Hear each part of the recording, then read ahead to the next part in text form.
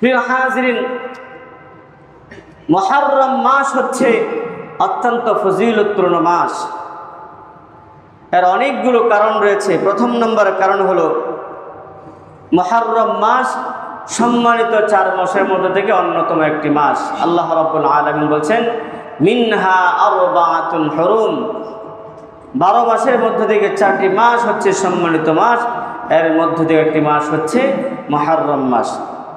দ্বিতীয় নম্বর কারণ হলো এই মুহররম মাসকে আল্লাহ রাব্বুল আলামিনের মাস বলা হয়েছে। রাসূল সাল্লাল্লাহু আলাইহি ওয়াসাল্লাম বলেন, শাহরুল্লাহিল মুহররম, আল্লাহর মাস হলো মুহররম মাস। তৃতীয় নম্বর হলো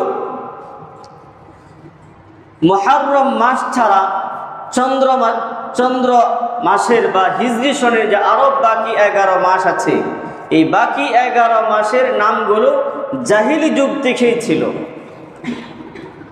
যেরকম সফর, রবিউল আউয়াল, রবিউল সানি, মুহররম ছাড়া আর যত বাকি 11 মাস আছে, এই বাকি 11 মাসের নাম জাহিলিয়াত যুগ, রাসূলের যুগের আগে থেকে কি ছিল। কিন্তু একমাত্র ইসলামিক নাম হলো মুহররম। ইসলামের পরে, ইসলাম আসার পরে এই মুহররম নাম রাখা হয়েছে। এর দ্বারাও বোঝা যায় যে মুহররম মাস হচ্ছে অত্যন্ত ফজিলতপূর্ণ মাস, সম্মানিত মাস। চতুর্থ নম্বর কারণ হলো মুহররম মাস নফল রোজা রাখার সর্বোত্তম সময়। রাসূল আকরাম সাল্লাল্লাহু আলাইহি ওয়াসাল্লাম বলেন, আফদালুস সিয়ামি বা'দা রমাদান শাহরুল্লাহিল মুহররম ওয়া আফদালুস সালাতি বা'দাল ফরিদাতি সালাতুল লাইল। রমজান মাসের রোজার পর সর্বোত্তম নফল রোজা হচ্ছে মুহররম মাসের রোজা, আর ফরজ নামাজের পর সর্বোত্তম নফল নামাজ হচ্ছে রাতের নামাজ, তাহাজ্জুদের নামাজ। তাহলে রমজান মাসের পরে সর্বোত্তম নফল রোজা কখন? মুহররম মাসের রোজা। পঞ্চম নম্বর কারণ হলো রমজানের পরেই সর্বশ্রেষ্ঠ মাস হচ্ছে মুহররম মাস। এরপরে প্রিয় হাজিরিন, যেহেতু মুহররম মাস অনেক বেশি ফজিলতপূর্ণ, অনেক বেশি সম্মানিত, এই জন্য এই মাসে আমাদের জন্য করণীয় কি, আমাদের জন্য আমল কি? প্রথম নম্বর আমল হলো, যেটা চলে গেছে, চাঁদ ওঠার সাথে সাথে, নতুন চাঁদ উঠলে দোয়া পড়া, আল্লাহুম্মা আহিল্লাহু আলাইনা বিল আমনি ওয়াল ঈমানি ওয়াস সালামাতি ওয়াল ইসলাম। যখনই কোনো নতুন চাঁদ ওঠে তখনই দোয়া পড়া, অর্থাৎ রব্বুল আলামিন এই চাঁদকে আমাদের জন্য নিরাপত্তার কারণ বানিয়ে দিন, এই চাঁদকে আমাদের জন্য শান্তির কারণ বানিয়ে দিন, এই চাঁদকে আমরা যেন চাঁদ যখন পর্যন্ত থাকে ঈমানের সাথে, আমলের সাথে থাকতে পারি, সেই তৌফিক আমাদেরকে দান করেন।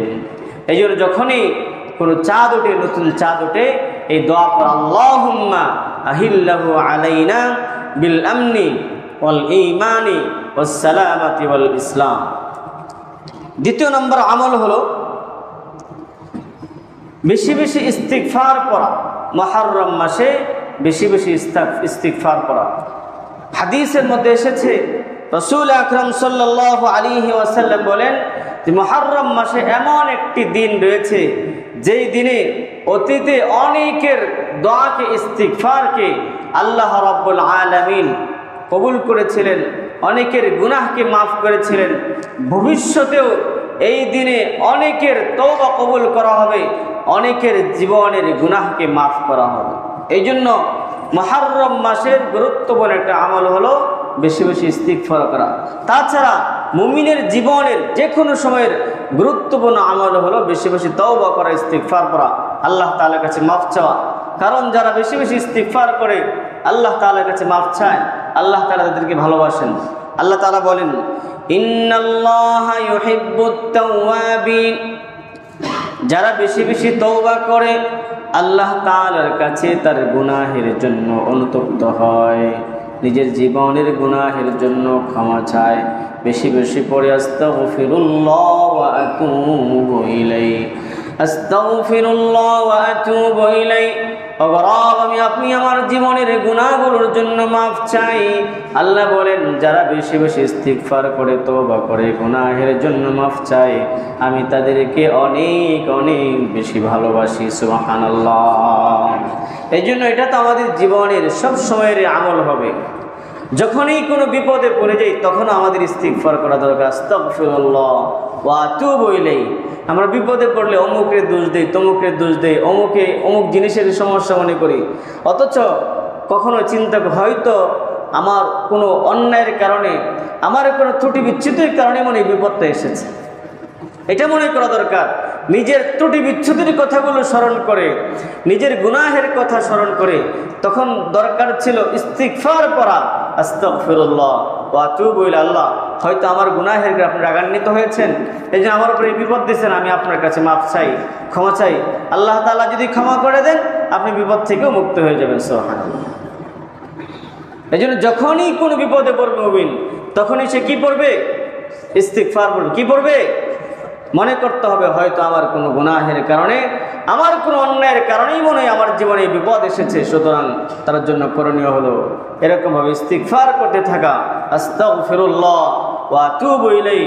আস্তাগফিরুল্লাহ, আল্লাহ আমি গুনাহ করেছি, আমি আপনার কাছেই ফিরে এসেছি, রব্বুল আলামিন আমাকে মাফ করে দিন, আমাকে বিপদ থেকে উদ্ধার করে দিন। ইনশাআল্লাহ অবশ্যই আল্লাহ তাআলা তাকে বিপদ থেকে উদ্ধার করবেন।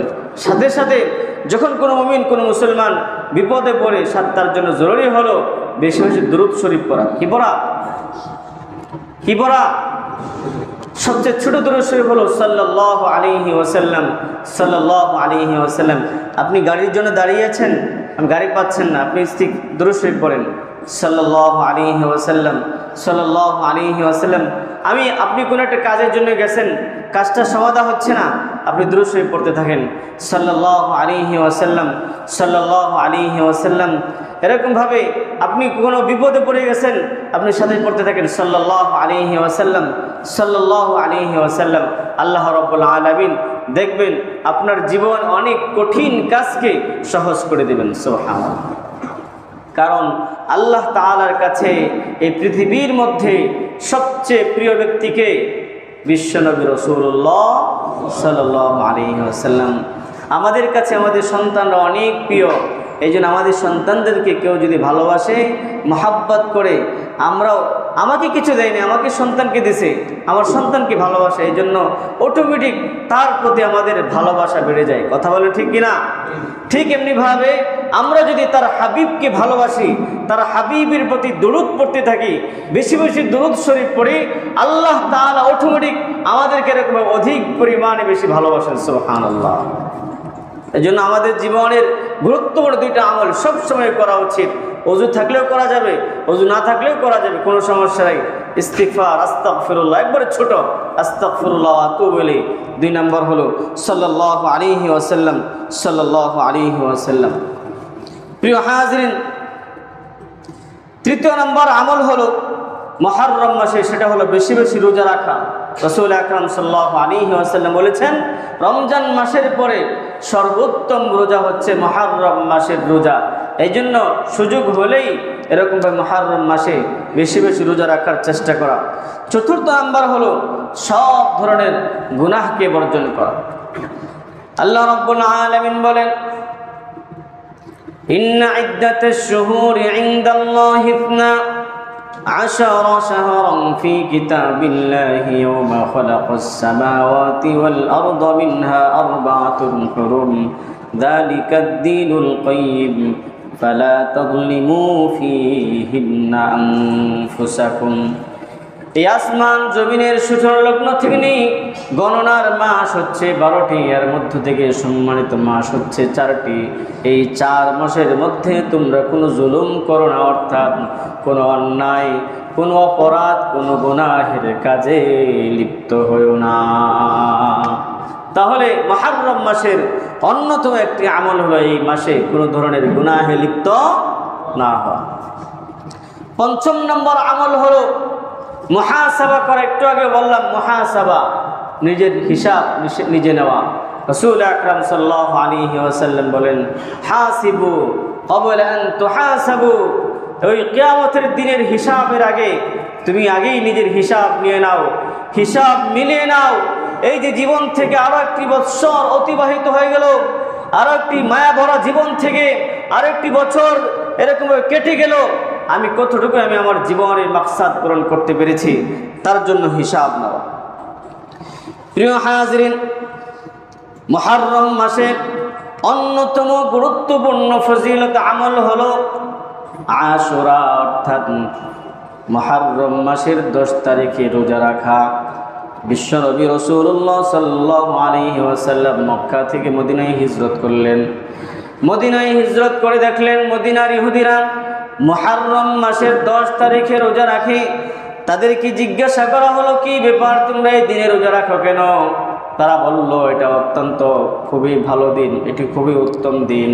এই দিনে হযরত মূসা আলাইহিস সালাতু ওয়াস সালাম এবং তার বাহিনীকে আল্লাহ রাব্বুল আলামিন ফিরআউনের কবল থেকে মুক্ত করেছিলেন। এজন্যই এরপর থেকে মূসা আলাইহিস সালাম এই দিন রোজা রাখতেন। তাকে অনুসরণ করার জন্য আমরা রোজা রাখি। বিশ্বনবী রাসূলুল্লাহ সাল্লাল্লাহু আলাইহি ওয়াসাল্লাম বলেন, তোমাদের চেয়ে মূসা আলাইহিস সালাতু ওয়াস সালাম আমার অধিক নিকটবর্তী। এই জন্য রাসূল সাল্লাল্লাহু আলাইহি ওয়াসাল্লাম পরবর্তী বছর থেকে নিজেও রোজা রেখেছেন, সাহাবাদেরকেও রোজা রাখতে নির্দেশ দিয়েছেন। হাদিসের মধ্যে এসেছে রাসূল আকরাম সাল্লাল্লাহু আলাইহি ওয়াসাল্লাম বলেন, সিয়ামু ইয়াউমি আশুরা ইন্নী আহতাসিবু আলাল্লাহি আন ইউকাফফিরাস সানাতাল্লাতী ক্বাবলাহু। কেউ যদি আশুরা অর্থাৎ মুহররমের 10 তারিখে রোজা রাখে, একদিন রোজা রাখলে আল্লাহ রাব্বুল আলামিন তার বিগত 1 বছরের সকল গুনাহগুলোকে মাফ করে দিবেন। সুবহানাল্লাহ। অত্যন্ত ফজিলতপূর্ণ রোজা। তাই প্রিয় হাজিরিন, আমরা একজনও বাকি থাকবো না। এই সমস্ত যে মাঝে মাঝে কিছু ফজিলতপূর্ণ আমলগুলো আসে, হ্যাঁ, মুহররম মাসের রোজা, লাইলাতুল বারাতের রোজা, শাওয়ালের রোজা, জিলহজ মাসের 9 তারিখের রোজা সহ এই সমস্ত ছোট ছোট আমলগুলো খুঁজে খুঁজে করা। প্রিয় হাজির, যদি আমরা এগুলো করতে পারি, একদিন রোজা রাখলে আল্লাহ তাআলা আমাদের 1 বছরের গুনাহকে মাফ করে দেবেন। প্রিয় হাজিরিন, রাসূল আকরাম সাল্লাল্লাহু আলাইহি ওয়াসাল্লামের একেবারে জীবনের শেষ মুহূর্তে এসে যখন বললেন যে আমাকে যদি আল্লাহ রাব্বুল আলামিন আগামী বছর হায়াতে রাখেন, তাহলে আশুরার দিন মুহররমের 10 তারিখের সাথে মিল রেখে আরও একটি রোজা রাখবো, যাতে করে কোনোভাবেই ইহুদিদের সাথে সাদৃশ্য না হয়ে যায়। এই জন্য মুহররমের রোজা রাখতে হলে হয়তো 9, 10 অথবা 10, 11 দুইটা করে রাখা কি সুন্নাত। হয়তো 9, 10 অথবা কি 10, 11, কারণ একটি রাখলে একটি কারা রাখে? ইহুদিরা রাখে। ইহুদিরা শুধুমাত্র মুহররমের 10 তারিখ রোজা রাখে। রাসূল সাল্লাল্লাহু আলাইহি ওয়াসাল্লাম বললেন যে তাদের সাথে যাতে করে সাদৃশ্য না হয়ে যায়, এজন্য আমাকে যদি আল্লাহ তাআলা হায়াত দেন, আমি আগামী বছর থেকে নিয়ে হয়তো 9, 10 অথবা 10, 11 দুইটি করে কি রাখবো? মুহররমের রোজা রাখবো। এই মুহররমের রোজা থেকে বা আশুরার থেকে আমাদের শিক্ষা কি? 1 নম্বর শিক্ষা হলো বিপদ দূর হলে শুকরিয়া আদায় করা। হযরত মূসা আলাইহিস সালাতু ওয়াস সালাম এবং তার বাহিনীকে যখন আল্লাহ তাআলা ফিরআউনের কবল থেকে মুক্ত করেছিলেন, তখন তিনি শুকরিয়া স্বরূপ পরবর্তী বছর থেকে এই দিন রোজা রাখা শুরু করেছেন। এই জন্য যখনই আমাদের জীবনে কোনো বিপদ আসে, আল্লাহ তাআলা যদি বিপদ দূর করে দেন, সাথে সাথে কি করা? শুকরিয়া আদায় করা।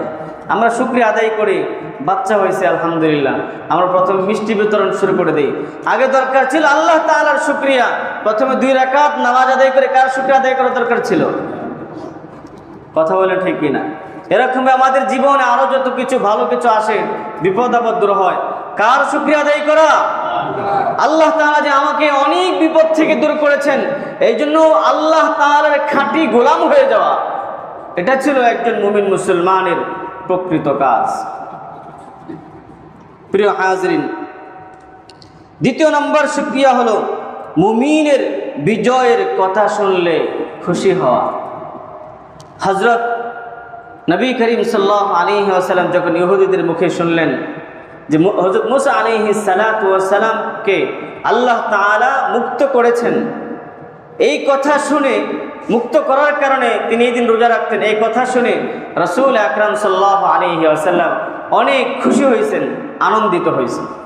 এই জন্য কোনো মুমিনের ভালো কিছু দেখলে খুশি হওয়া, এটা মুমিন হওয়ার কি আলামত। এখন যদি আমার আরেক ভাই সে ভালো কিছু করছে, আমার যদি হিংসা জাগে, মনে করতে হবে আমি কি না প্রকৃত মুমিন হতে পারলাম না।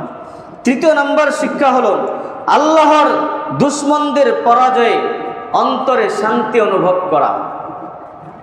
যখন শুনছো ফেরাউন দরিয়ায় সাগরে ডুবে মরছে, এর জন্য মনে মনে খুশি হওয়া, অমুক কাফের কতল হয়েছে, নিহত হয়েছে, এর জন্য খুশি হওয়া, অমুক কাফের দেশ শেষ হয়ে গেছে, হ্যাঁ, এই জন্য খুশি হওয়া, এটা হলো একজন মুমিনের আলামত। আর যদি মুসলমান মরলেও যেরকম লাগে, কাফের মরলেও যদি সেরকমই লাগে, মুসলমানের বিপদে যেরকম লাগে, কাফের বিপদে আমার একই রকম লাগে, বুঝতে হবে আমার ঈমানের কি নাই, কোনো ভ্যালু নাই। প্রিয় হাজিরিন, চতুর্থ নম্বর শিক্ষা হলো জালিম যতই শক্তিশালী হোক, একদিন না একদিন সে নিস্তেনাবুদ হবেই। ফিরআউন দীর্ঘদিন পর্যন্ত মূসা আলাইহিস সালাতু ওয়াস সালাম সহ বনী ইসরাইলের উপর বিভিন্ন রকমের জুলুম অত্যাচার করেছে, একদিন না একদিন তার জুলুম অত্যাচার শেষ হয়েছে। কথা বলেন ঠিক কিনা? এই জন্য যারা জুলুম করে, অত্যাচার করে, বিগত জীবনেও যারা জুলুম অত্যাচার করেছে, অনেক বড় বড় জালিমরা ছিল, আজকে কেউ নাই, তাদের নাম নিশানা পর্যন্ত আল্লাহ রাব্বুল আলামিন দুনিয়া থেকে মুছে দিয়েছে। প্রিয় হাজিরিন, পঞ্চম নম্বর শিক্ষা হলো সর্বক্ষেত্রে বিধর্মীদের কৃষ্টি কালচারকে পরিহার করা।